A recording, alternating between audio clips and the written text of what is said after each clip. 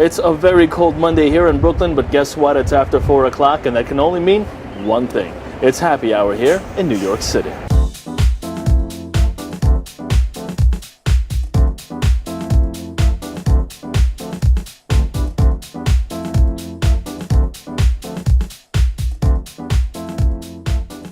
Now, U.S. stocks stay rallied Monday afternoon with the Dow Jones rebounding from a 5-day losing streak. This as the voting in Crimea passed without violence and following strong U.S. economic reports. Now, today, President Barack Obama imposed sanctions against Russian officials after voters in Crimea on Sunday voted to separate from Ukraine and join Russia.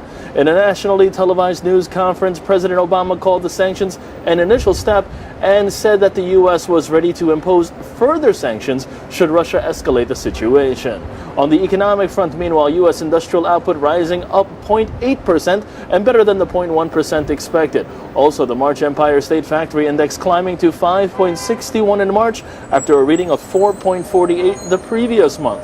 Now, after a 204-point jump earlier, the Dow Jones was last up about 1%. The S&P 500 adding 0.9% with tech leading gains and the Nasdaq climbing 1%. For every stock falling roughly 3 rows over at the New York Stock Exchange this afternoon. And let's now take a look to see how the Dow Jones and the rest of the U.S. markets fared to start off the week.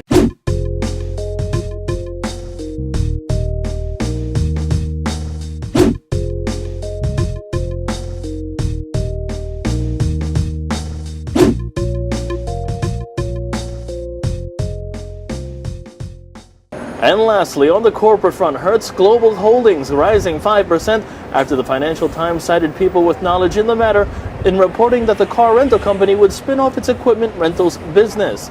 And lastly, shares of General Motors edging up after the auto manufacturing company said it would incur a $300 million first quarter charge to over costs associated with an ignition switch problem and other recall costs. So there you have it. It is indeed a very cold Monday here in Brooklyn, and I'll see you guys all tomorrow morning. For ModernWallStreet.com, I'm James Swinney.